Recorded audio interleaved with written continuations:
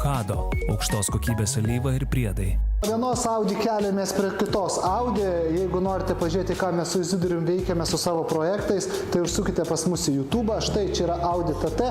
Ir man, pavyzdžiui, kai nusipirki naują automobilį, tai pirmas darbas yra pakeisti automobilio alyvą. Nes kol nepasikeiti, man kažkoks toksai yra neramus dalykas, nes nežinai, nei kada keista, nei ką.